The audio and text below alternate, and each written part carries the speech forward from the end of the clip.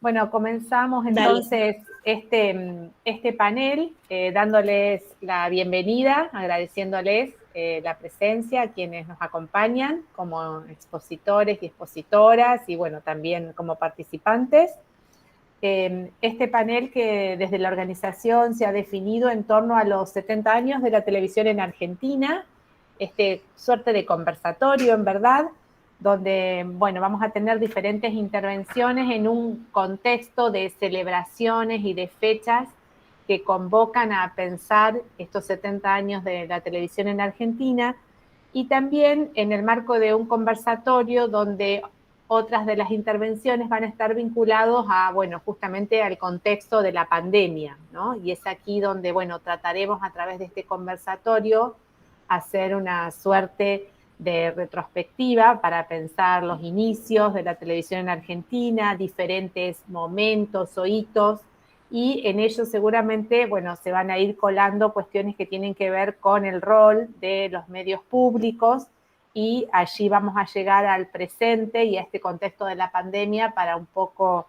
que poder compartir también, bueno, cuál es, digamos, ese rol de los medios públicos justamente en escenarios de incertidumbre como los que venimos atravesando ya hace, vamos a cumplir en marzo 2 años. Así que bueno, voy a presentar eh, a quienes van a formar parte de este conversatorio.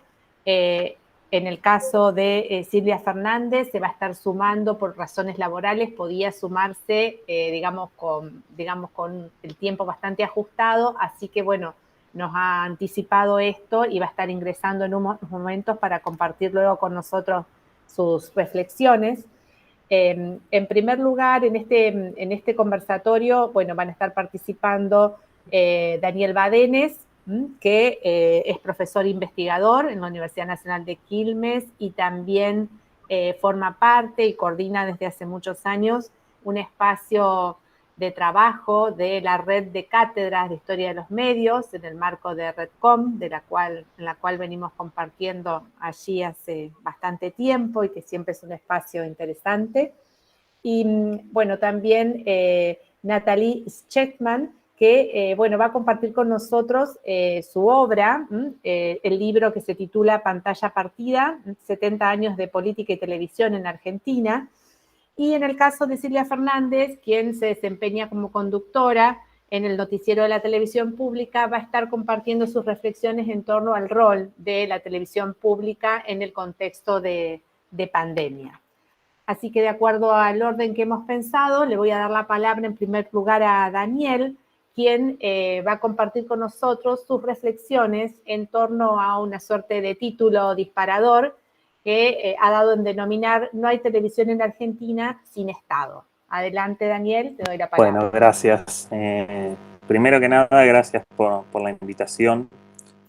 Realmente me pone muy contento estar en un congreso de Redcom. Lo hablábamos la otra vez con AIXA.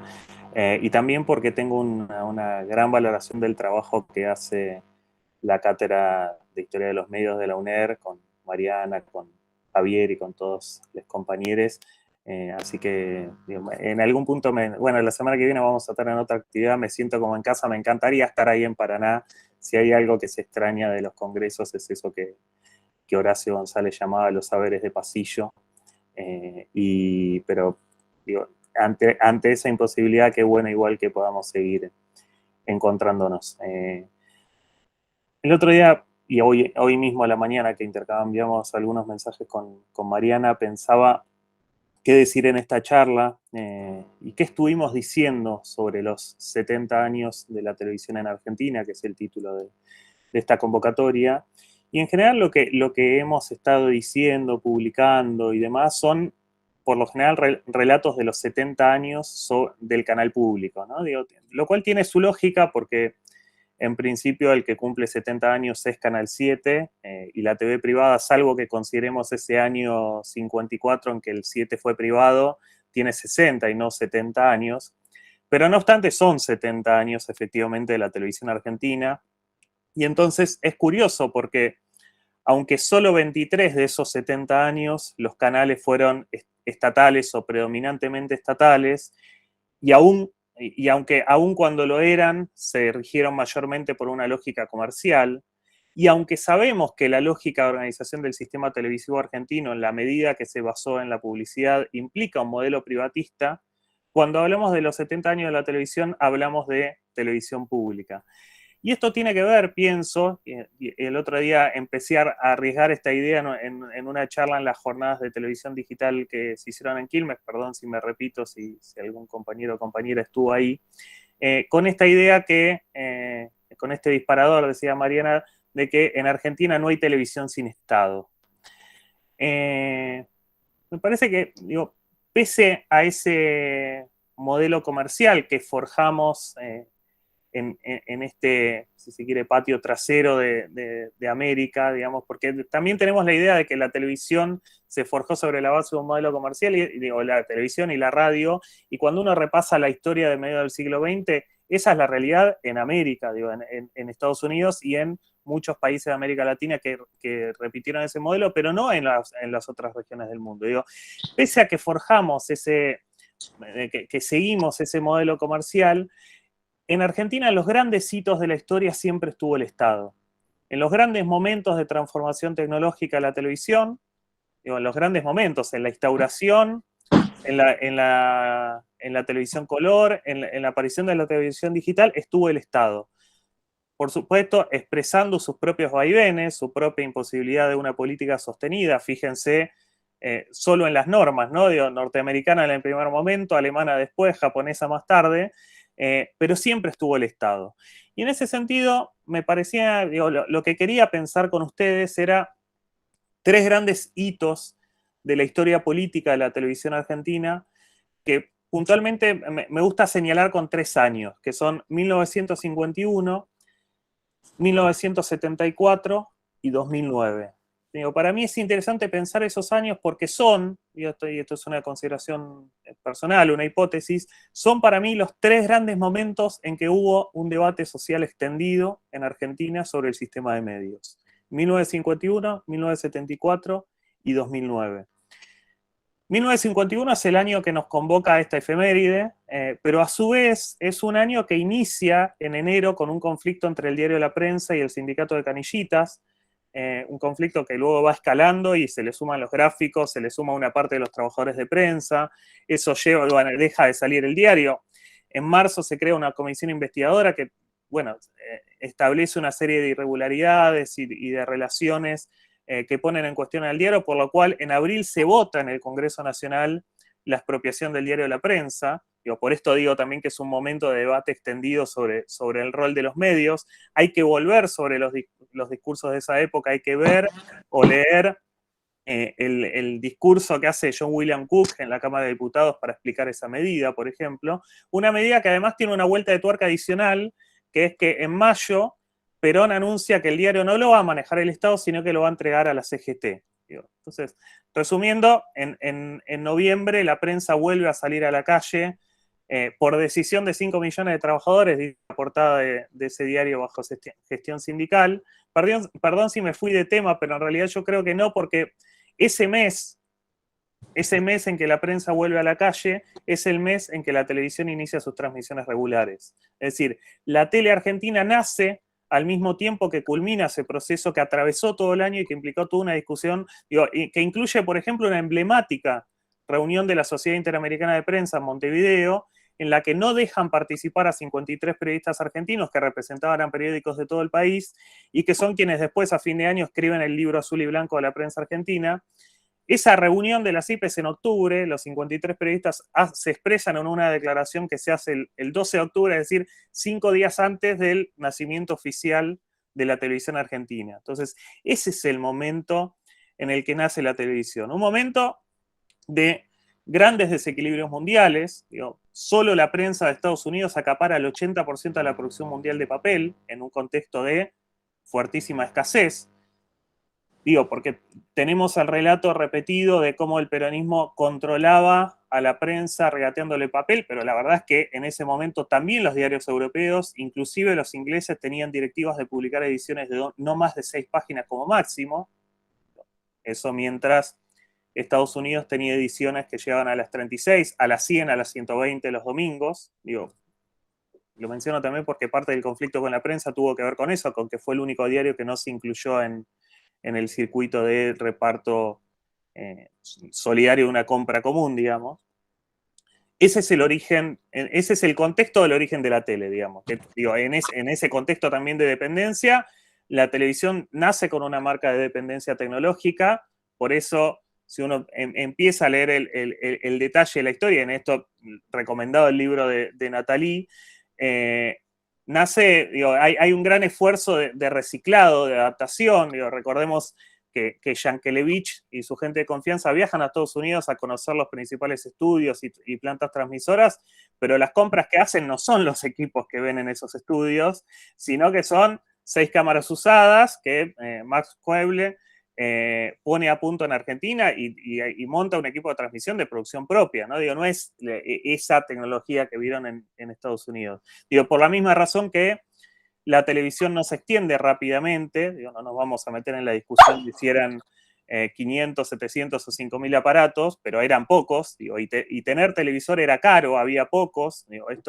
para esto es muy bueno el libro de Inés Pérez, El hogar tecnificado, lo menciono también porque le hemos pedido, dentro de poquito va a salir un dossier de la revista de Redcom, sobre los 70 años de la televisión, e Inés escribió a 10 años de su investigación un trabajo sobre el tema que me parece sumamente interesante. Inés dice, bueno, todavía en los 60 las cuotas para comprar una tele triplicaban las de una heladera, ¿no? Entonces, ahí también está la singularidad de la televisión argentina, una singularidad de la televisión argentina, que es que la tele estuvo muy vinculada al uso del espacio público. La tele es callejera, la tele es colectiva, digo, primero porque se la ven las vidrieras, pero luego el esfuerzo del Estado está en garantizar que haya televisores en los clubes, en las unidades básicas. Digo, por eso, en sus primeras décadas, ver televisión es una actividad comunitaria, ¿no? Digo, y me interesa eso porque es muy distinto a lo que ocurría en Estados Unidos. Digo, entonces,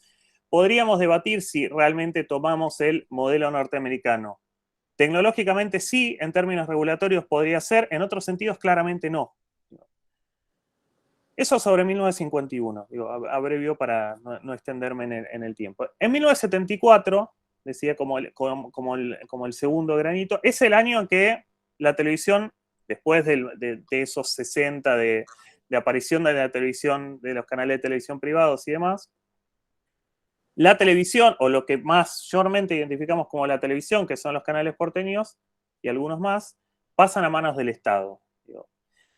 Esto es una medida que en realidad se dan 2 pasos. Primero hay un retorno al Estado de los 3 principales canales de gestión privada de la Ciudad de Buenos Aires y 2 del interior. Era una medida lógica porque sus licencias habían caducado, y es una medida que se toma de hecho durante el interinato de las TIRI. Pero más tarde, las productoras metropolitanas son declaradas de interés público y expropiadas por el Poder Ejecutivo. Las productoras que eran el verdadero corazón de la televisión. Digo, ahí hay un aprendizaje a partir de la experiencia de un país vecino, que es Perú, que durante el gobierno de Velasco Alvarado, que nos debemos el estudio más sistemático de las políticas de comunicación de Velasco Alvarado, que son sumamente innovadoras. Velasco Alvarado, bueno, son sumamente innovadoras o plantean elementos interesantes para el caso de la prensa. En el caso de la televisión, Velasco Alvarado expropia los canales y no las productoras, y eso en el tiempo le dejó atadas las manos. Desde Argentina se presta mucha atención, contra lo que pensaríamos hoy, a lo que está pasando en Perú, y entonces se avanza. Bueno, por supuesto, la expropiación de las productoras se toma por presión del Sindicato Argentino de Televisión. Fíjense, otra vez, otro rasgo común, digo, no solo son 3 años de gobiernos peronistas, también son 3 años de fuerte protagonismo de los trabajadores organizados. La medida se toma por presión del Sindicato Argentino de Televisión, hay ocupaciones de las productoras, en fin, todas situaciones que, como en el 51, provocan un gran debate ahora sobre la televisión. Y de hecho, como en el 51 los canillitas no habían estado solos, tampoco el SAT está solo en el 74. Si uno revisa las solicitadas de la época, las firman también sindicatos de actores, de prensa, de músicos, de técnicos de radio, de locutores, de trabajadores del espacio público, de publicidad. Como dice Mariana Baranchuk en su libro, Mariana probablemente la persona que más ha estudiado las organizaciones de los trabajadores, gran parte de los mismos sectores que después van a conformar la COSIT-MECOS con los mismos objetivos de articulación, ¿no? Entonces, bueno, la estatización de la tele es el dato más recordado de esa época, pero hay otros, digo, por eso me interesa también 1974. 1974 es el momento de la historia donde se discute la publicidad. Y esto es clave si pensamos de vuelta que solemos nombrar la identidad de nuestro sistema de medios en función de una identificación con el sistema norteamericano, que se basa en el financiamiento publicitario. Bueno, uno de los artículos del Acta de Compromiso Nacional, capaz que es un nombre raro, me refiero al Pacto Social, uno de los artículos del Pacto Social, el número 46, impide, digo, es parte del acuerdo sindicatos-empresas, impide a las empresas computar como costos los gastos de publicidad, de propaganda y todo tipo de servicios de promoción de sus servicios. Es decir, tema bien actual. Además de congelar precios, la Secretaría de Comercio instaura que los costos publicitarios deben ser absorbidos por las empresas y no pueden incidir en el precio de venta al público. Entonces, esto abre un frente de batalla muy interesante con la Cámara Argentina de Anunciantes y también pone en discusión ese modelo de un sistema de medios basado en la publicidad. Digo, recordemos que el 4 de noviembre del 51, cuando Radio Belgrano de Televisión inicia sus transmisiones regulares, se autoriza ese mismo día la comercialización de tandas publicitarias. A las 20 horas del 4 de noviembre sale el programa de Gatti Chávez, digo, la primera producción auspiciada por un único avisador en todo Sudamérica, digo, y después sale el boletín informativo auspiciado por Ubasal y demás. Digo, en 1974 toda esa discusión, por supuesto, quedó trunca, digo, como muchos de los proyectos del 74, está en el aire. Digo, si uno revisa el libro de Carlos Ulanowski y Silvina Walger, TV Guía Negra, un libro que publicaron precisamente en 1974, hay, entre otras cosas, un testimonio de Juan Carlos Gené, hombre de teatro en ese momento, designado director de Canal 7, durante la gestión de Cámpora, plantea que a partir de ese momento era necesario, les leo textual, dice, orientar un cambio total en la función de los medios de comunicación, desprendiéndolos de la ley comercial de la publicidad como rectora de las programaciones. Y después dice, la competencia es una aberración natural en el sistema social, etcétera, etcétera. Bueno, por otra parte, en el 74 y en el 75 se firman una enorme cantidad de convenios colectivos de trabajo en el ámbito de los medios, la mayoría de los cuales siguen vigentes hasta el día de hoy. Por ejemplo, el convenio 124 que afecta al personal de noticieros. Digo, por eso es un año muy significativo para pensar. Y por último, no quiero dejar de mencionar tampoco la gestión, los 15 meses de gestión de Jorge Tayana padre, ¿no?, de nuestro actual ministro de Defensa, en el Ministerio de Cultura y Educación, donde tuvo, entre otras cosas, un gran impulso el Departamento de Comunicaciones Sociales, que estuvo a cargo de sectores de la tendencia revolucionaria del peronismo, y que entre otras iniciativas de ese departamento estuvo la creación del Canal 4 de televisión abierta, del que llegaron a hacerse algunas emisiones de prueba, y que fue el primer proyecto de televisión educativa en el país. Además, ese departamento trabajó en la elaboración de un proyecto de ley de radio y televisión, mientras los canales estaban bajo administración judicial y se discutía su futuro, es un año de gran discusión, un proyecto que fue elaborado con distintos actores, especialmente los sindicales, que se envió al Congreso y bueno, después pasó lo que conocemos que pasó y nunca llegó a ser tratado. Pero es un proyecto que contemplaba la formación de una productora nacional, que llamaban Enratel, para desplazar a las privadas, contemplaba cupos de producción local para promover el federalismo, y insisto, por supuesto, todo esto quedó trunco y es contrafáctico pensar qué hubiera pasado si la historia no hubiera entrado en la dinámica represiva que trágicamente marcó los años que siguieron. Pero digo, y por otro lado, ahí está el carácter clave de este momento de la historia, que estaba subrayando, un carácter clave que es bastante paradójico, porque en los hechos lo que dejó como consecuencia es un esquema de canales en manos del Estado que persistió 15 años, con todo lo que eso implica, ¿no? Entre 1976 y 1983 se los repartieron entre las Fuerzas Armadas que estaban cometiendo un genocidio. Durante toda la década del 80 fueron años de negocios privados en canales estatales, es decir, la peor desvirtuación de lo que puede implicar una televisión pública. Es decir, todo lo que el menemismo pudo hacer con el sistema de medios, que incluyó un intento de privatizar hasta el Canal 7, es consecuencia de ese camino errático, indudablemente. Ahora bien, volviendo a lo que planteaba al principio, fue este momento, además, la segunda mitad de los 70, en que se tramita la transición a la televisión color. Es decir, toda la inversión requerida para la instalación de la televisión color también fue del Estado. Sí. Segundo momento, también es del Estado. Y señalaba, por supuesto, y ahí esta es una historia más conocida por nosotros, el tercer momento en el 2009, ¿no? Digo, la Ley de Servicios de Comunicación Audiovisual abre un debate, probablemente el debate más abierto, extendido, federal, multisectorial, sobre el sistema de medios. Digo, en los momentos anteriores señalaba el rol de los trabajadores y las trabajadoras organizados. Por supuesto, en la coalición por una comunicación democrática están todos los sindicatos. En la historia del proyecto de la Ley de Servicios de Comunicación Audiovisual están los borradores de la COSIDMECOS.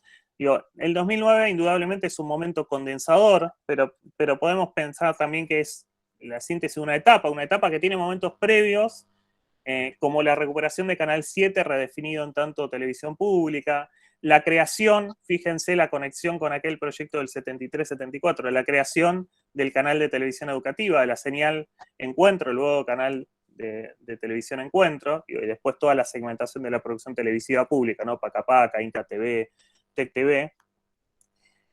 Y en momentos simultáneos a la ley, la promoción de la televisión digital, donde otra vez la experimentación y el desarrollo pasaron decididamente por el actor estatal. Digo, en abril del 2010, Canal 7, en ese momento la televisión pública, en este momento, se convierte en la primera emisora regular en dar el servicio de televisión digital en el país. Y no hay equivalente en países de la región en el protagonismo que adquirió el Estado en el desarrollo de proyectos de televisión digital terrestre, digo, tanto en lo que tiene que ver con inversión de infraestructura, como en producción de contenidos, como en el reparto gratuito de decodificadores, cerca de 1,5 millones de decodificadores hasta diciembre del 2015, con el dato de que empezó por abajo, digo, cuando todas las tecnologías la vemos llegar vía las clases acomodadas y luego expandirse, bueno, en este caso, los primeros decodificadores los tuvieron jubilados y pensionados con haberes mínimos, beneficiarios y beneficiarias de asignación universal y planes sociales,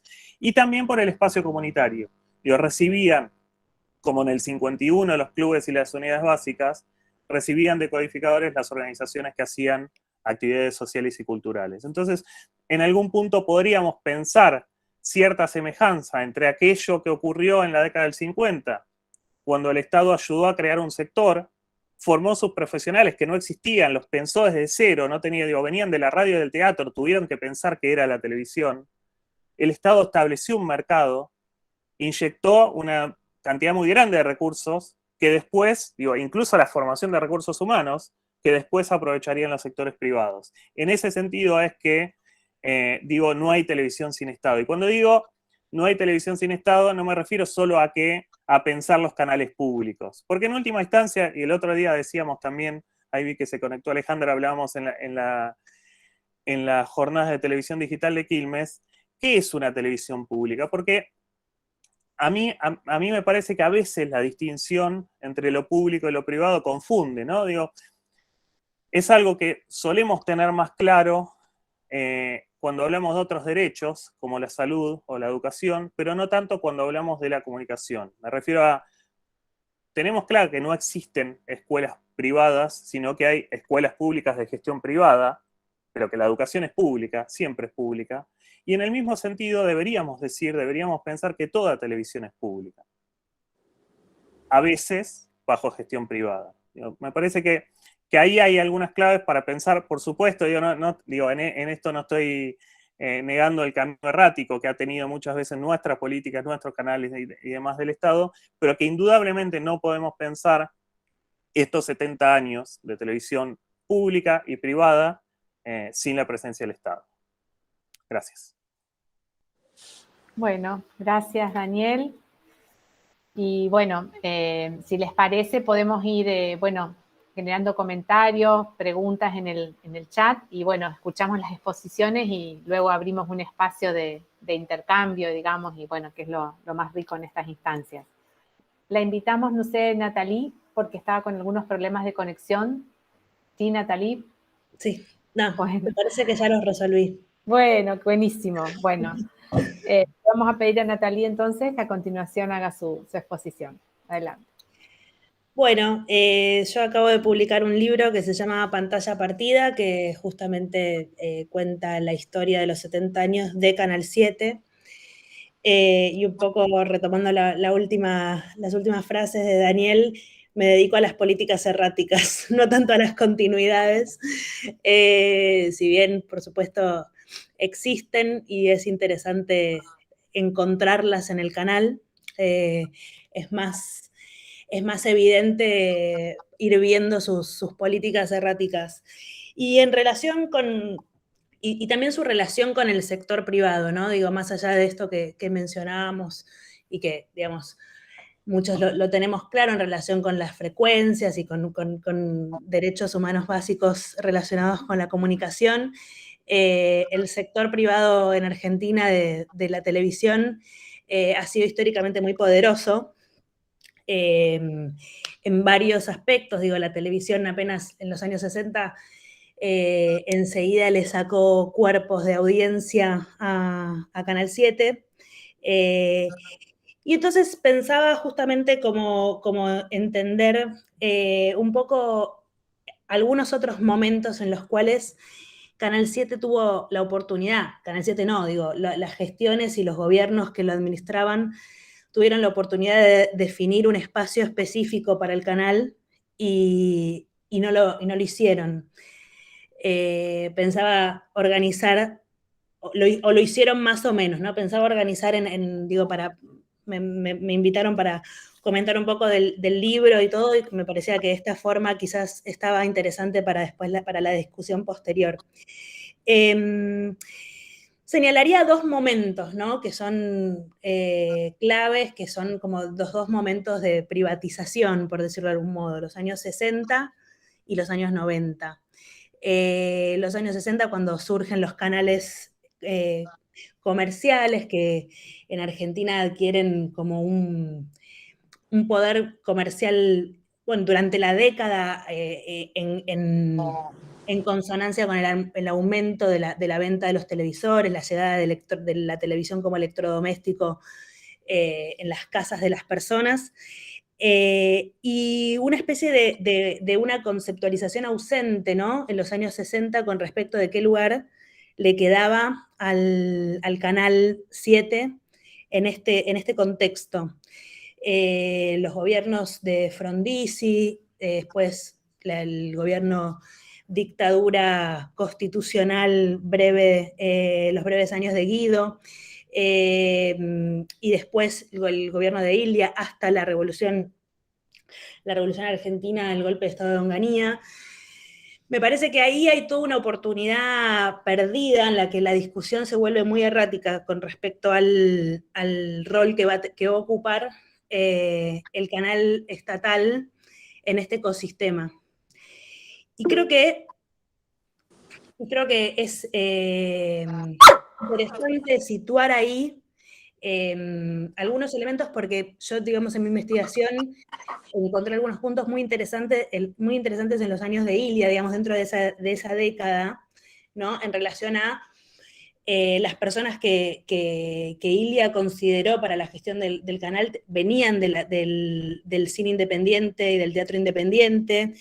Diría que la época de los 60, que es una época contradictoria y productiva en términos culturales y sociales, se filtró mucho más en la ficción que en la no ficción en los años 60 en general y en Canal 7 en particular, por decisiones de esta dupla de Marcelo Simonetti y Petrone, que realmente eran dos personas muy importantes de lo que se estaba generando en términos de cultura, entre comillas, independiente, ¿no? Del nuevo cine argentino, etc. Y ahí encontró una función que no fue nunca explicitada institucionalmente, ¿no? Que ahí hubo, que es lo que mencionaba antes, que a Ilia no pareció interesarle particularmente tampoco el canal, como sí le interesaron otras instituciones traídas, entre comillas, o emuladas, o algunas ideas de las socialdemocracias, digamos.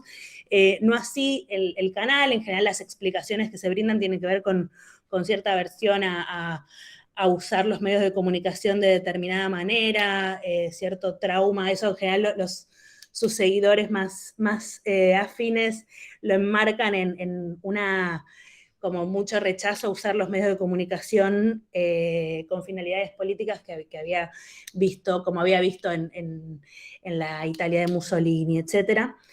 Pero también tiene que ver con la propia crisis endémica, digamos, de su gobierno, y con una falta de interés conceptual que a mí me pareció, digo, que tanto Frondizi como Ilia no se ve, digamos, un interés. Y yo retomo lo que decía Daniel con respecto a los debates de la expropiación de la prensa, porque ahí Frondizi es otro gran protagonista, y Frondizi sí tiene un interés relacionado con la libertad de expresión, la libertad de prensa, digamos, ese tema sí lo ves en distintas intervenciones que hizo durante su momento de gobierno en el canal, pero no una cuestión estructural con respecto al rol de un canal estatal, ¿no? Digamos, y ahí hay una entrevista interesante que le hace Timerman en su programa Sala de Periodistas, a Frondizi, que Frondizi habla justamente de esto, del acceso de los periodistas a la palabra presidencial.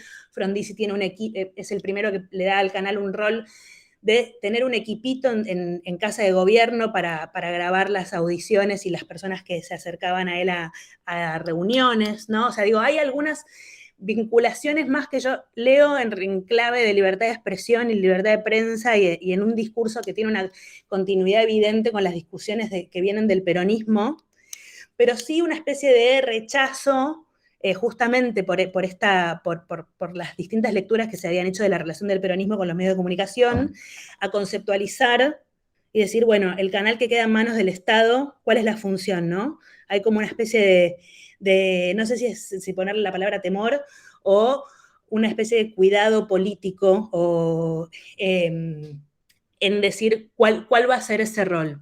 En Ilia se ve algo parecido, hay discusiones en relación con un personaje muy interesante que se llama Nélida Baigorria, que era una dirigente política frondicista que abandona a Frondizi después de la discusión de educación laica o libre, y se va a las filas de Ilia, y ella queda al mando de los medios estatales en ese momento, radios y canal televisión, y muy rápidamente es acusada de ser una zarina, como se usaba mucho la expresión en ese momento. Cualquier persona era acusado de ser los resabios de la Guerra Fría y de su léxico, era acusada de autoritaria, ¿no? Hay una etapa de primera plana, justamente en ese momento muy virulento de primera plana respecto del gobierno de Ilia, que ella está caricaturizada con el estilo del realismo socialista, ¿no? Como quién le teme a Nélida Baigorria, ¿no? Y contaba distintas gestiones que había tenido en los medios estatales, pero se leía, digamos, todavía ese temor a hablar de los medios estatales, de la gestión gubernamental en los medios estatales, como si eso llevara directamente al autoritarismo, ¿no? Y creo que eso es algo que tuvo mucho que ver en esta falta de conceptualización de qué rol le quedaba a Canal 7 en este nuevo contexto. Dicho eso, como decía al principio, me parece que en la ficción y en términos artísticos, el canal pudo sentirse más cómodo que en términos informativos, que en términos de no ficción, que en términos de ser un lugar particular o conceptualizado de un modo específico en relación a la información, que es algo que lo acompañó durante diría, todo el tiempo, ¿no? Como que el canal siempre fue más cuestionado y más errático en términos de su relación con la información y con lo periodístico que en su relación con otros géneros en los cuales tuvo más consenso alrededor. El otro momento que para mí es interesante por lo errático, por lo contemporáneo también, son los años 90, ¿no? Después de que Menem asume y que entre sus primeras acciones de gobierno está la privatización de los canales 11 y 13, Canal 9 ya el alfonsinismo se lo había, entre comillas, devuelto a Alejandro Romay, que había persistido en su reclamo, ¿no? Después de la expropiación.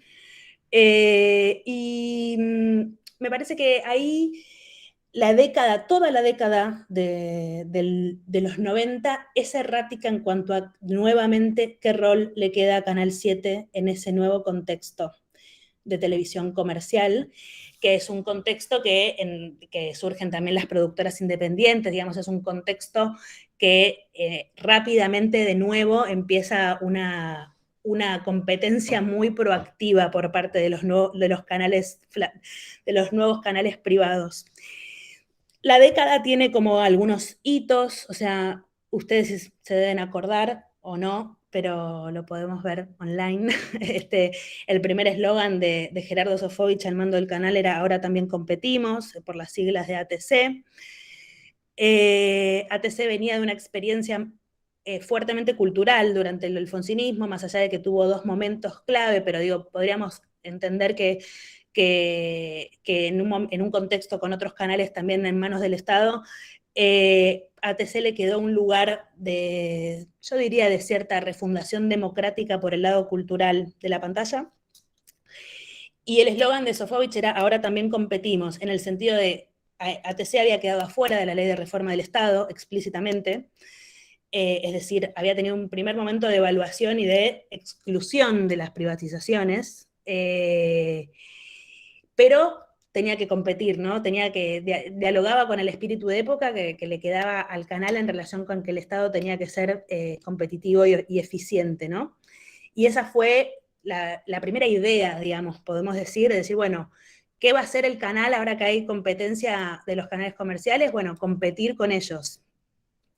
Que después cuando uno analiza las grillas y la programación, también encuentra que los años de Sofovich en el canal también fueron los años de El Otro Lado, de Fabián Polosecchi, de Mario Pergolini, de La Bonita Página, de Caloi en su tinta, digamos, nunca, tampoco es cierto que fuera solamente una cosa, ¿no? La gestión Sofovich fue muchas cosas, fue también una restauración ideológica muy fuerte en relación y siempre coherente con el resto de las acciones de gobierno, porque pensemos que otra de las restauraciones ideológicas del gobierno de Carlos Menem tiene que ver con los indultos, y paralelamente Gerardo Sofovich lleva al noticiero de ATC a José Gómez Fuentes, que había sido el conductor de 60 Minutos durante la dictadura y la cara de Malvinas, y lo lleva a ser conductor del noticiero, que dura poco porque muere muy rápido. Pero digo, esa fue también una acción de gobierno. ¿Me escuchan? Porque los veo congelados y estoy... ok. Perdón, pero estoy traumada por la caída de internet. Entonces, además de la restauración ideológica, de por supuesto sus causas judiciales, que han sido muy revisitadas, y este eslogan de "Ahora también competimos", también había un lugar para ciertos productos culturales que él aceptaba y que él discutía, digamos, hay una discusión famosa con Brandoni y Arturo Mali en el sillón de Susana Jiménez, en la cual él le dice que lo que ellos quieren de ATC es elitista, digamos, ellos quieren una televisión estatal elitista, que es algo bastante recurrente y típico en la discusión sobre el canal, ¿no? Pero bueno, este momento, Ahora también competimos, se acentúa, digamos, cuando esa competencia falla y el canal entra a concurso de acreedores, decisión que lleva a cabo el nuevo interventor del segundo gobierno de Carlos Menem, que es Camerat, que hoy está en las noticias, no sé si lo han visto, no por su paso por Canal 7, pero por su paso por la Intendencia de Córdoba.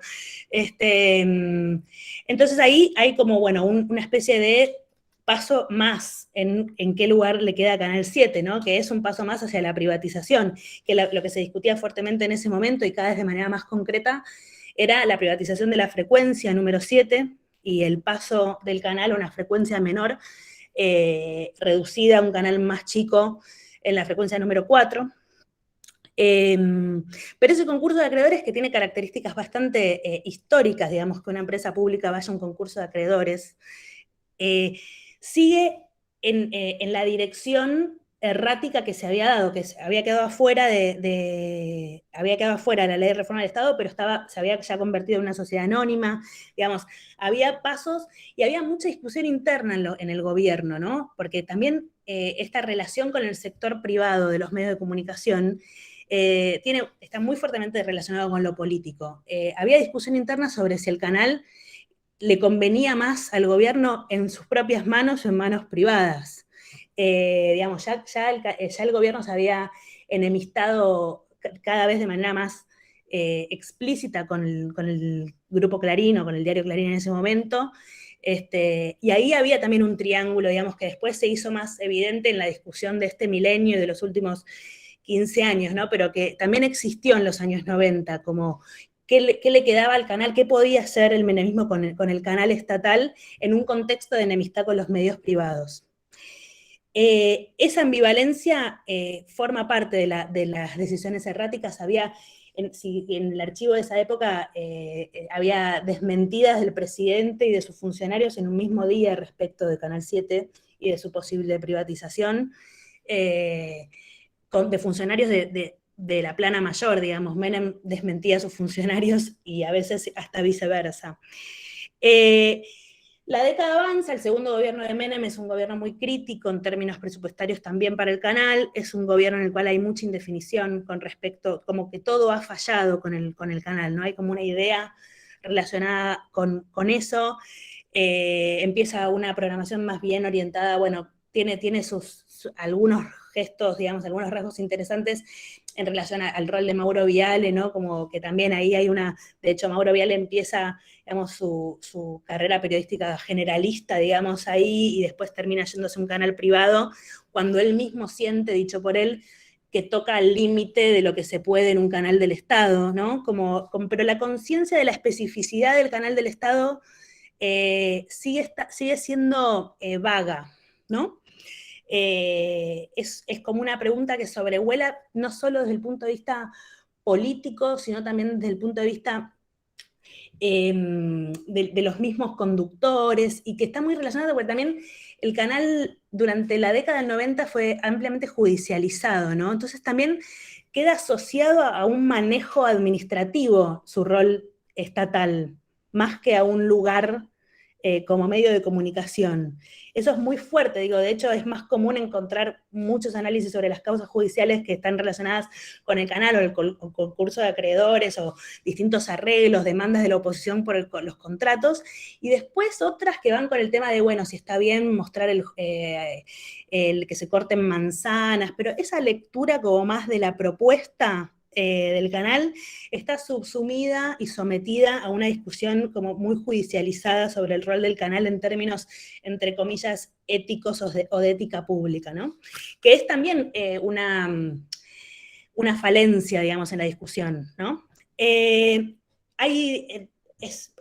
segundo gobierno del menemismo hay idas y vueltas en relación con esto, hay un lugar muy fuerte de los trabajadores en el rechazo a la privatización, que tiene varios hitos, ¿no? Y termina con una ley muy similar a la de RTA, a la creación de RTA, Radio y Televisión Argentina, en una especie de vuelco en el año 99 o fines del 98, no me acuerdo, se sanciona una ley que le da, o sea, no solo no se privatiza el canal, sino que se camina hacia su institucionalización, ¿no? Que es una idea que había sobrevolado en 1989 también. Digamos, era una idea que estaba en ese primer menemismo embrionario que muy pronto hace su giro liberal. Al principio del gobierno estaban estas ideas de generar una radio y televisión argentina. Así termina la década menemista. Que es una ley que veta, una de las primeras acciones que hace de la Rúa cuando asume, incluso siendo una ley que había sido militada específicamente por legisladores de la Alianza. Es una ley vetada ya en diciembre del año 99. Y después el otro momento que también inevitablemente es el momento más reciente en la discusión sobre el canal, es el año 2009 con la Ley de Servicios de Comunicación Audiovisual, en el cual se vuelve a discutir, ¿no?, como el sistema de medios en su conjunto, y se vuelve a discutir como más explícitamente, muy explícitamente, la relación entre un medio de gestión estatal y medios, como dice Daniel, públicos de gestión privada. Y me parece que ahí hay, por supuesto, creo que lo que destacaría, y lo que yo menciono en el libro, ¿no?, que tiene que ver con la creación del directorio, que es la mayor innovación en términos en términos institucionales y regulatorios para el canal, ¿no? Porque es la incorporación de la oposición por primera vez en algunas decisiones relacionadas con los medios estatales. Sin embargo, esa incorporación de la oposición, que se hace efectiva a los 3 años, aproximadamente en 2012, cuando la oposición finalmente nombra a sus representantes para el directorio, que es que además de la representación de la oposición en el directorio, lo que menciona es el escalonamiento entre las autoridades de ese directorio y las autoridades del país, como un camino regulatorio hacia una mayor independencia del canal, sabiendo y conociendo todos que es la mayor constante, digamos, de Canal 7 es su relación con los gobiernos, es una relación que es estructural, que no es que hay momentos en los que esa relación, que digamos, el resultado de esa relación es distinto a gobierno tras gobierno, pero esa relación es constitutiva del canal, esa dependencia. Entonces, ahí tenemos estos dos elementos, la incorporación de la oposición y el escalonamiento. Y a 10 años, digamos, más de 10 años ya de la sanción, lo que podemos ver es que, bueno, ese escalonamiento no se cumplió nunca, por un lado, y por otro lado que el directorio, con la incorporación de la oposición, coexistió con el momento, digamos, de mayor énfasis, o uno de los momentos de mayor énfasis pro gobierno, ¿no? Como que coexistió una herramienta tendiente a como cierta... Puedo usar la palabra pluralismo porque es la palabra que habría que usar, pero es una palabra que está es tan vaga que a veces no la quiero usar. Pero bueno, la incorporación de la oposición en un órgano regulatorio y de toma de decisión es una decisión que tiende hacia el pluralismo en la gestión de los medios estatales. Coexistió con el momento de la confrontación política más fuerte, en la cual al canal se le asignó un rol muy específico en esa confrontación política, que en cualquier análisis, digamos, es evidente que el canal presentó una propuesta editorial sin fisuras, ¿no?, en todo el área particularmente de no ficción e informativa. Y entonces, y el escalonamiento no se cumplió. Entonces, de nuevo, digamos, más allá de que la Ley de Servicios de Comunicación Audiovisual es probablemente el mayor avance en términos de dotar de especificidad al Canal 7, aún así todavía queda por trabajar esa especificidad, digamos. Es como la pregunta que, a ver, si Canal 7 sigue siendo tan permeable como antes a los vaivenes, a las políticas erráticas de los gobiernos que lo administran, de la misma manera que era antes de la Ley de Servicios de Comunicación Audiovisual. Esa es una pregunta abierta que los invito a discutir, que es un tema que a mí me interesa entender, digamos, cómo una herramienta como ¿qué efectos tuvo una herramienta como el directorio y la incorporación de la oposición y las minorías parlamentarias en la gestión del canal estatal? ¿Qué efectos concretos tuvo en términos de la pantalla, por ejemplo? Esa diría que es la pregunta abierta que ya pasados los años y recambios de autoridades, tal vez sea momento de trabajarlo más en detalle. Pero bueno, hice esa presentación del libro con esos momentos, 3 momentos así de esqueleto, porque, bueno, me parecía que acá el público especializado, si no también puedo contar más anécdotas del libro, pero me parece que este esqueleto quizás es un buen puntapié para la conversación. Bueno, muchas gracias, Natalie. Bueno, Silvia, bienvenida, y bueno, va a ser interesante que compartas con nosotros tu mirada desde adentro, ¿no? Desde el medio público y bueno, sobre todo, bueno, un poco tu interés en pensarla también en el contexto actual, digamos, de la pandemia y bueno, en ese sentido. Adelante, Silvia. Muchísimas gracias. Bueno, saludos a todos y a todas. En primer lugar, me permito sumar algunas cosas y bueno, en este marco también puede dar para el debate, ¿por qué no? Hablando de los 70 años de la televisión y hablando de los medios públicos, es interesante también saber que en la Argentina hay varios medios públicos, no solamente la televisión pública Canal 7, con sede en Buenos Aires, y que cada uno de ellos tiene una visión y una identidad muy propia, tal vez más de servicio en cuanto a la localidad en donde justamente se difunde su programación y donde tiene, digamos, arraigada justamente la comunicación. Bueno, un ejemplo práctico para quienes ven o quieran ver Canal 7 es un espacio muy reducido, por cierto, pero bueno, que todos los días hay de 6:30 a 7 de la mañana, que es Pampero TV, que es la televisión pública de Trenquelauquen, y que allí sí se nota, y de manera muy contundente, la impronta propia, la identidad propia de la ciudad. Me permito sumar también que, como decía Daniel, más allá de 2 o 3 momentos históricos en los que se puede hablar de un intento de privatización, no hace mucho tiempo, hubo otro momento con un abrazo hacia lo que es la sede de la televisión pública hace muy poquitos años, porque si bien no existía un decreto que hablara de la privatización puntualmente y formalmente, a través de las producciones privadas, de las coproducciones privadas, de la posibilidad de que sea justamente gente de fuera del canal y no necesariamente trabajadores del canal los que llevaran adelante las distintas programas y programaciones, era por lo menos en el análisis de muchos de los trabajadores de la televisión pública, una privatización encubierta, y de esa manera fue denunciado.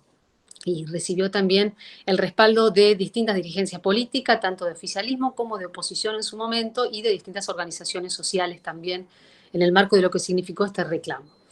De parte de los trabajadores. Yo trabajo en el noticiero de la televisión pública, coincido con Natalie en varios de los aspectos que planteaba, en otros no tanto, en función de la pregunta que dejó como disparadora del debate.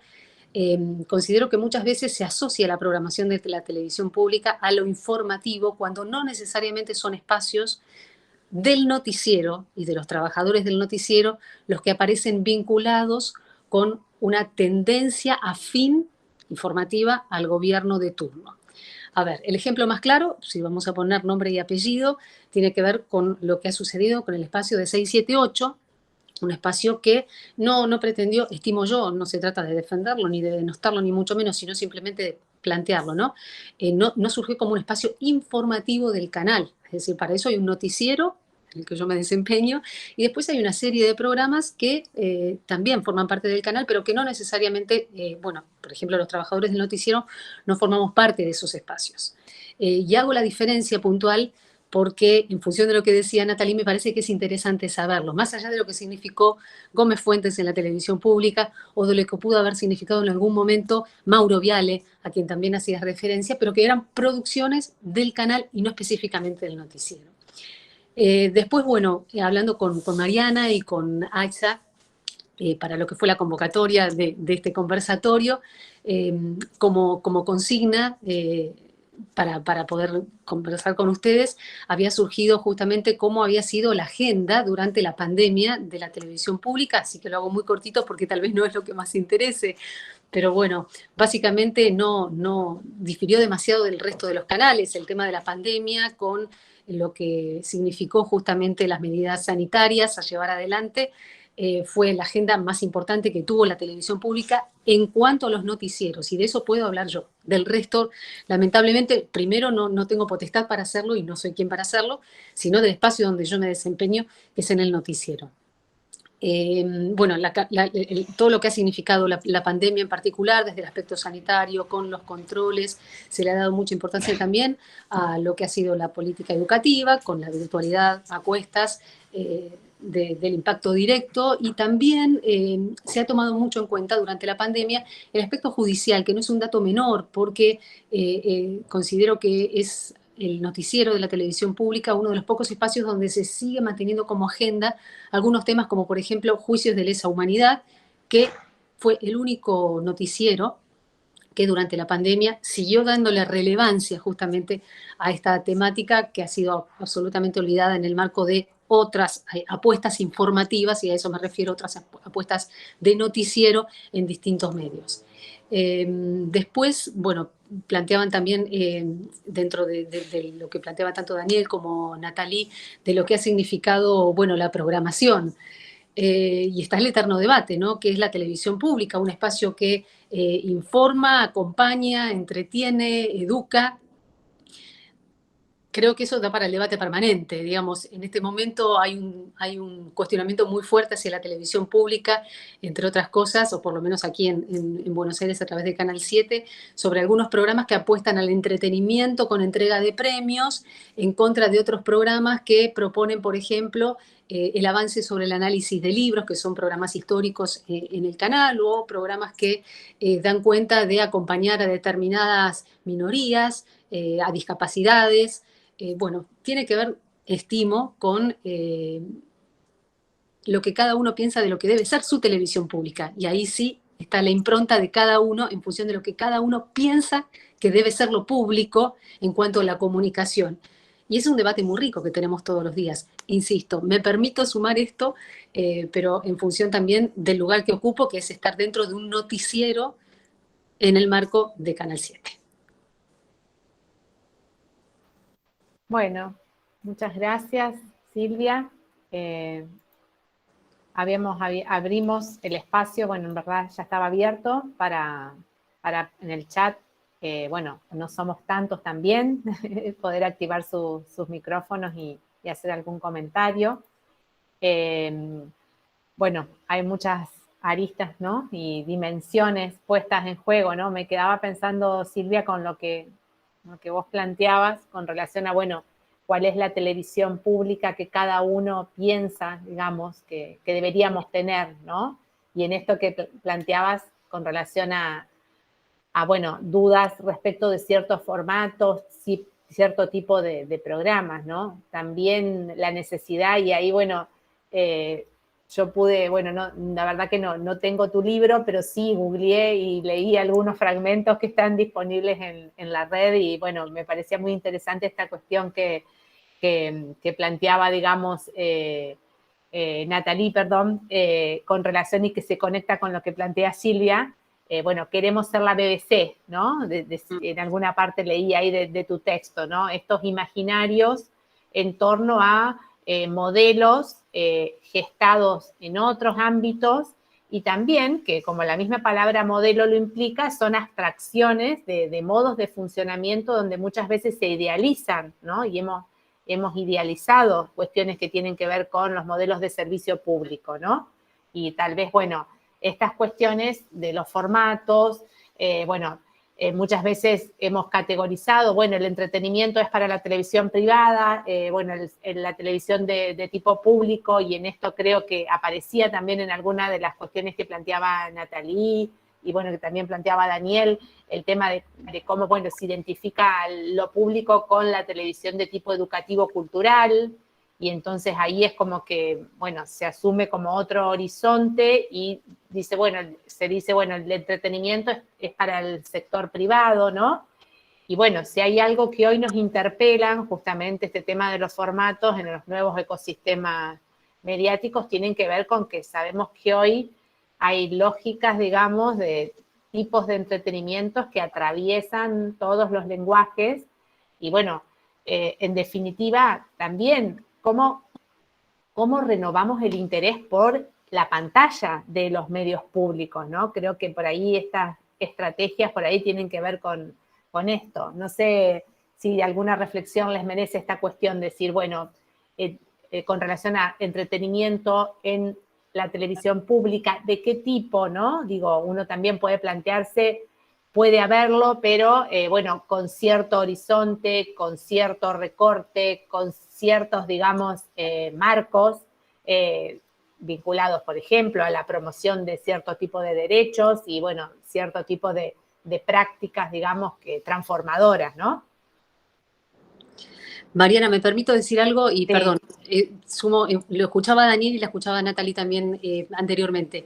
Cuando comentaban el tema de la historia de la televisión pública, ambos se refirieron a lo que significó la migración de audiencias desde el 51 hasta el 54, obviamente por una cuestión obvia, la apertura del resto de canales privados en la Argentina, el resto de canales en la Argentina, y que gran parte, y esto hace muy poquito tiempo estaba hablando con un camarógrafo de la televisión pública que fue asistente de dirección en la década del 50, y él lo que decía de manera reiterada es, yo trabajé con mucha gente que en los 60 estaba trabajando ya en medios privados, y relataba también que había trabajado con mucha gente que había comenzado sus programas en la televisión pública, pero que habían migrado a canales privados y que la audiencia que había en la televisión pública era mismo formato, mismo programa, mismo conductor, menor en el medio público que en el privado. No sé, se me viene a la memoria, ustedes planteaban recién, Mario Pergolini, el mismo, bueno, Capusotto con una gran diferencia, Capusotto decidió no migrar de una u otra manera de lo que significó su paso de un medio público a otro medio, por ejemplo, un medio privado. Pero no sé, recordaban Fernando Bravo Comete Mujeres, Susana Jiménez, Mirta Legrand, en muchísimos programas que tuvieron sus inicios en la televisión pública, pero que con los años y las distintas propuestas que hubo en los medios privados, migraron hacia allí y la audiencia acompañó más en medios privados que en medios públicos. Y esto me parece que también puede dar para debate en función de lo que significa la audiencia en un medio público a diferencia de un medio privado.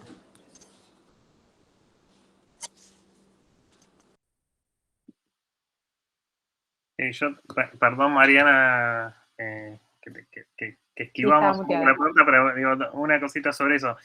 Igual pondría en duda también que la audiencia en términos de, es muy discutible la medición de audiencia, y la audiencia a la que hablamos cuando decimos esas cosas es la audiencia porteña, ¿no? Digo, porque seguramente se veía mucho más, Mirta Legrand o Susana Jiménez podían ser mucho más vistas en el interior del país cuando estaba en Canal 7, Mirta, que en esa migración. Y quería hacer, digo, ya que tomé la palabra y para no ocupar después, dos comentarios. Por un lado, estoy absolutamente de acuerdo con esto que decía Silvia, bueno, hay muchos medios públicos, digo, no tenemos que pensar, cuando pensamos la televisión pública no tenemos que pensar solo en la televisión, en el Canal 7. En eso me parece que también una historia muy importante, y que es una historia a construir, es la historia de los canales universitarios. Yo de vuelta señalaba el 74 como un año que a mí me interesa mucho, bueno, la experiencia que hace el canal universitario de Tucumán, por ejemplo, con el sindicato azucarero en la producción de contenidos regionales propios, es sumamente interesante. Y la otra cuestión, me parece sumamente estimulante la pregunta de Natalie en términos de, bueno, esa conformación que establecía la Ley de Servicio de Comunicación Audiovisual del directorio de RTA, transformó lo que vimos en pantalla. Yo diría, transformó lo que vimos en pantalla, y también la pregunta es si transformó la forma de laburar en el canal. Y en eso, por un lado, una cuestión adicional, sobre todo teniendo en cuenta que estamos en el Congreso de Redcom, que es que esa composición del directorio de RTA, además de las 3 minorías parlamentarias, contemplaba otros 2 espacios que eran los del Consejo Federal de Comunicación Audiovisual, donde un consejo bastante denigrado, bueno, modificado por el macrismo, pero que en el espíritu de la ley era la representación federal y la representación social, digamos, los distintos sectores sociales, los pueblos originarios, los trabajadores, las universidades y demás, y la representación de las distintas provincias. Ahí había un espíritu que se reflejaba también en la composición de Radio y Televisión del Estado, en la medida que 2 directores o directoras venían de ahí. Incluso la ley dice, uno de ellos perteneciente a carreras de comunicación, a ciencia de la información del país. Digo porque es algo que nos interpela como universitarios de carreras de comunicación. Y yo no tengo una respuesta para la pregunta que hizo Natalie. Me parece que ahí también hay cuestiones que tienen que ver con las culturas políticas, con otras tensiones. las oposiciones ocuparon tardíamente esos espacios, la forma de ocupar a veces no es la que se imaginaba cuando se crea ese espacio plural, pero y después las cuestiones que quedan truncas, es difícil, eso empezó a andar en el 2012-2013, en el 2015 la historia es otra cosa. Habría que ver cuando eso cuando una propuesta así tiene una continuidad del tiempo, ¿qué pasa? Pensaba, por ejemplo, y lo quería dejar también como pregunta para Silvia, si nos puede contar, hace poquito se presentó el Código de Ética de la Televisión Pública, y me parece que en eso, que no sé si cambió la pantalla todavía, pero sí me parece que cambia una perspectiva de trabajo, y que en eso tuvo mucho que ver la existencia de un directorio de radio y televisión del Estado. Lo dejo como pregunta. Silvia, si me permitís, sí. ahí justo Daniel, que vos estabas hablando, Sandra Ribabem, que quien participa en RENAU, como representante de UNER, justo apuntaba este tema de recordar el surgimiento de los canales públicos universitarios, ¿no? Y lo que significaron para justamente como logro para el entramado de la televisión pública. Silvia, perdón. Sí, no, al contrario, al contrario. Sí, Daniel comenzó ahora a tener ya directamente con la publicación de lo que ha sido el Código de Ética, que tuvo la particularidad también de un trabajo conjunto de trabajadores del canal. Eso fue muy interesante, poder trabajar con compañeros. Si la televisión pública tiene una particularidad, digamos, que más allá del noticiero, hay producciones que no pertenecen al noticiero, donde, insisto, me desempeño, digamos, compañeros de la sección de edición, camarógrafos, productores, un conjunto de trabajadores apostando a que este código de ética mejore la apuesta y la propuesta de la televisión pública, y entre otras cosas, después de lo que fue la aplicación de la capacitación de la ley Micaela, que ha sido muy interesante en el canal. Podría haber sido, digamos, mejor, seguramente sí, pero bueno, fue interesante como una primera propuesta de cercanía a los trabajadores para lograr una televisión más inclusiva, que eso forma parte también de este código de ética, y que es un desafío para todos nosotros. Personalmente, por ejemplo, por lo que puede llegar a significar algo muy evidente como es la aplicación del lenguaje inclusivo, que no necesariamente es la utilización del E o de la E, es decir, Cintia Ottaviano ha tenido varias charlas con nosotros y hemos participado en conversatorios con ella en función de lo que implica la inclusión desde el mensaje en sí, pero también desde la forma.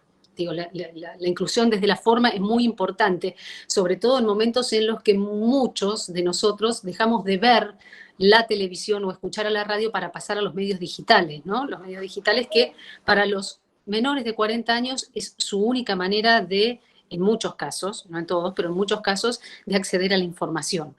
Entonces es una propuesta muy interesante que lo que te puedo decir es desde el sector donde trabajo yo, estamos tratando de aplicarla como un desafío en algunos casos interesante, y como ejemplo de desafío, entre otros, está la posibilidad de hablar para todos y para todas desde un lugar inclusivo y no desde un lugar político, porque muchas veces muchas frases quedan asociadas a lo que sería lo partidario, que no es lo mismo, son dos cosas distintas.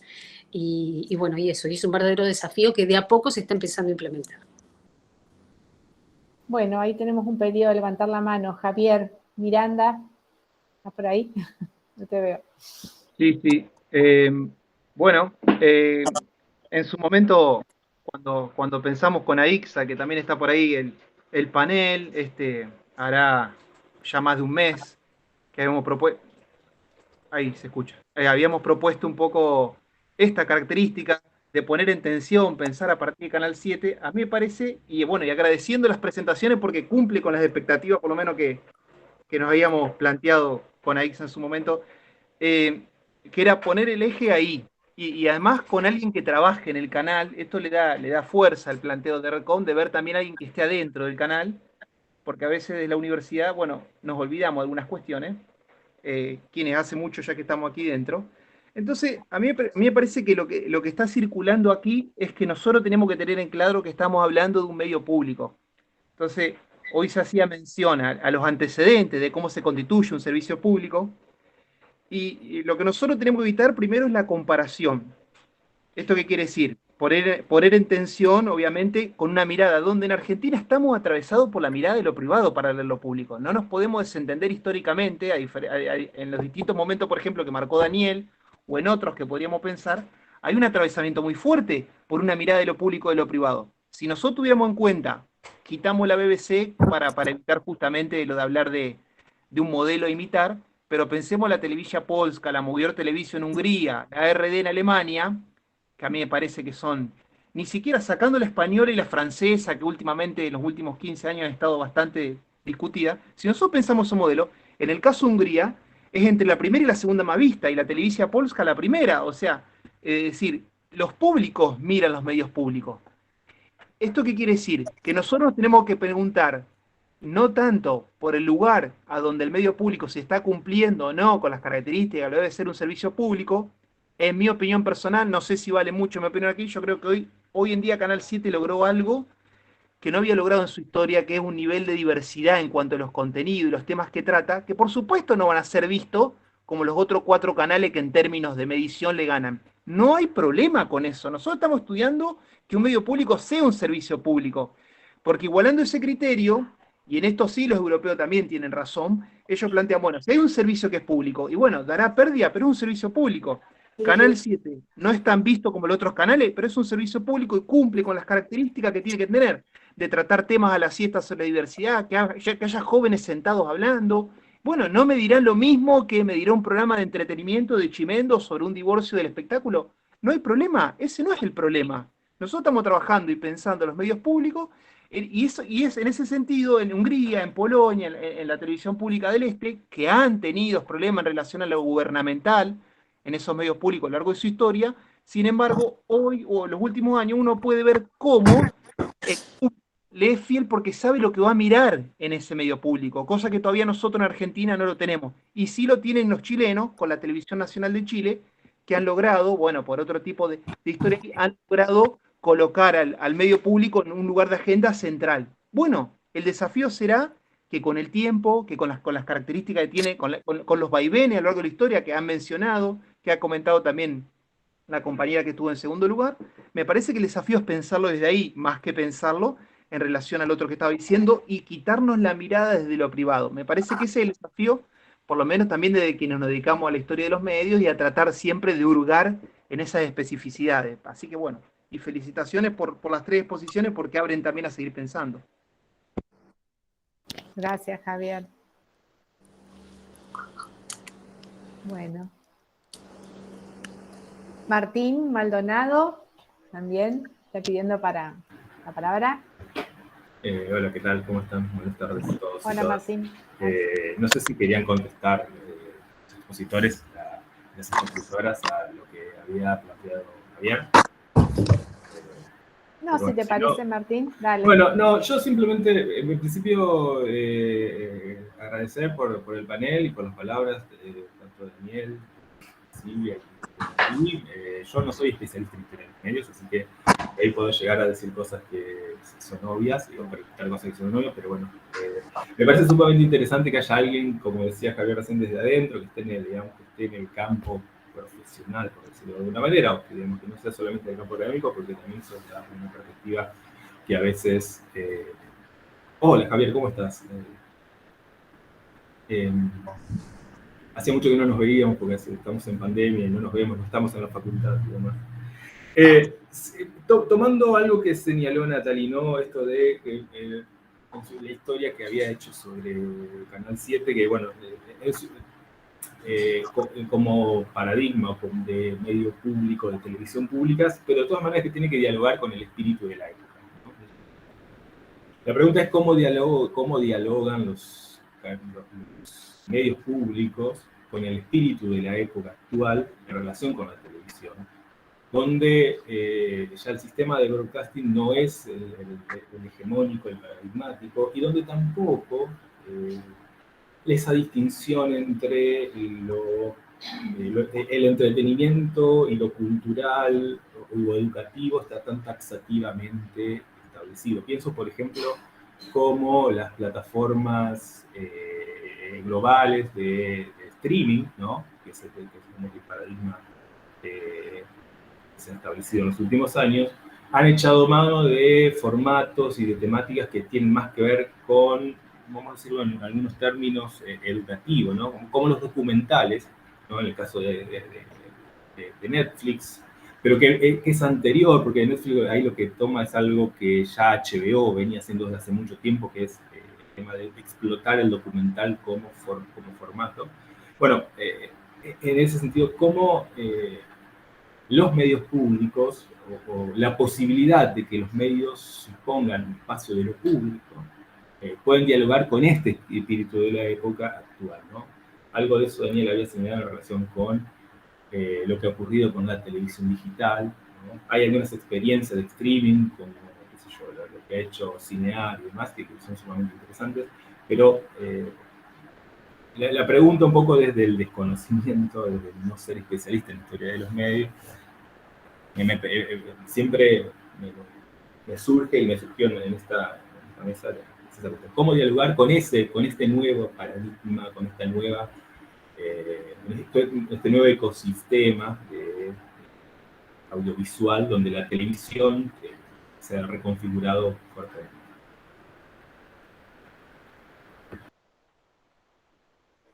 Bueno, no sé si alguno de los expositores, yo por ahí, Martín, me parece súper interesante lo que planteás, porque en verdad, bueno, estos medios de comunicación y bueno, están organizados sobre la base de lo que, bueno, de un modelo, digamos, de comunicación que podríamos llamar medios de difusión, ¿no? O sea, con otra, digamos, incluso pensando en cómo se organizan las diferentes, digamos, integrantes en cuanto a componentes, digamos, hasta gremios, digamos, diferentes. Esto, bueno, ha sido estas discusiones, digamos, se han dado mucho a nivel de los medios gráficos, por ejemplo, respecto de, bueno, qué le corresponde a cada uno, ¿no?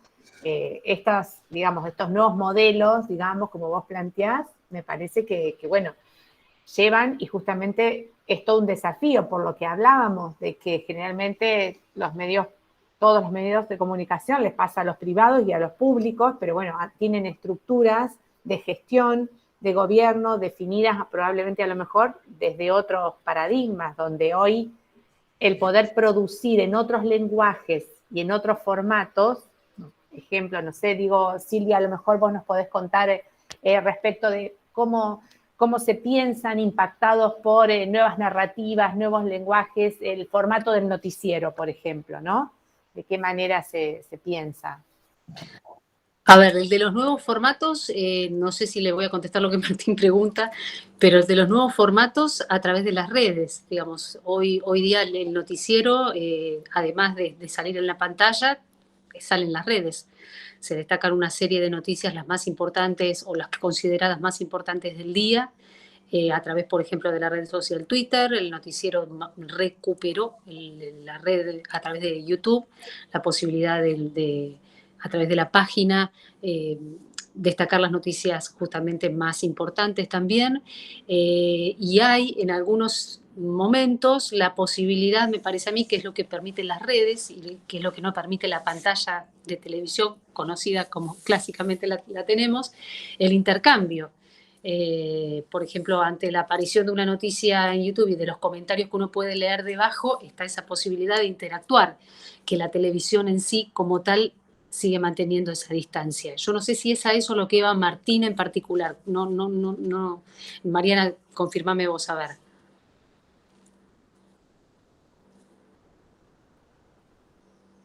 Estás sin audio, Mariana. Estás sin audio. Perdón, estaba muteada. No, interpreté que lo de Martín iba en este sentido, a, bueno, cómo proponer o dialogar con estas otras, digamos, formatos, digamos, o narrativas, y que de alguna manera interpelan también, digamos, a los medios públicos. Natalie, vos levantaste la mano. Sí, diría que primero el surgimiento de... ¿Estoy muteada? No. No, está bien. Me avisa otra cosa. No. El surgimiento de estas empresas transnacionales que ofrecen contenido audiovisual es un desafío para toda la industria de los medios de comunicación. la forma de responder de por lo menos el Sistema Federal de Medios Públicos fue durante el gobierno de Macri la creación de Contar, que es una plataforma en la que convergieron distintas producciones de Canal 7, Canal Encuentro, Paca Paca, y algunas otras ventanas que tiene el Estado. Previamente Canal Encuentro había avanzado bastante en esto, digamos, Canal Encuentro al ser un canal surgido en el año 2007, eso lo pone en ventaja, eso es una cosa que pasa frente a Canal 7 y los medios nuevos creados ya en esta era están en una situación de ventaja en relación a cómo pueden pararse frente a la plataformización del contenido. Pero esa ventaja es tan competitivo actualmente, digamos, es tan competitivo lo que presupone en términos de contenido, lo que dan estas plataformas, que, digamos, todas las televisiones del mundo públicas se están preguntando, algunas eligen coproducir con plataformas, otras eligen competir, depende de dónde estén paradas en términos de su relación con la audiencia y su masividad. Algunas les conviene otra cosa, otras piensan que pierden identidad, es una discusión totalmente actual. Creo que, bueno, Contar es una política que trascendió el cambio de gobierno, que ya es algo importante porque estas cuestiones tienen mucho que ver con el conocimiento que pueda tener la audiencia de su existencia, básicamente, y para eso, mientras más duren con el mismo nombre, mejor, por una cuestión obvia, digamos. Pero sí diría que las plataformas son un desafío tremendo en términos de contenido, porque también el otro día en otro panel que yo hablaba de la palabra competencia, que es una palabra antipática para algunas personas, pero sí me parece que hay una cuestión de competencia por la atención de las audiencias en la cual toda esta distinción en la que todos nos paramos muchas veces de consumidores o ciudadanos, que fue como muy constitutiva de cómo se miró a los medios públicos, empieza a debilitarse, ¿no? Porque es tan fragmentada la producción de estas plataformas y tienen contenido para todos, también tienen contenido para ciudadanos, digamos. Y muchas veces eso lo ves cuando ves las coproducciones que sean. Una serie como El Marginal es una serie que se hizo junto con Netflix, no fue exactamente una coproducción, pero que salió en los dos lugares. Entonces, que si sale en Canal 7 es para ciudadanos y si sale en Netflix es para consumidores. Y yo no diría tanto así. Me parece que el desafío que proponen las plataformas es muy serio para realmente rediscutir cuál es el distintivo de los medios públicos.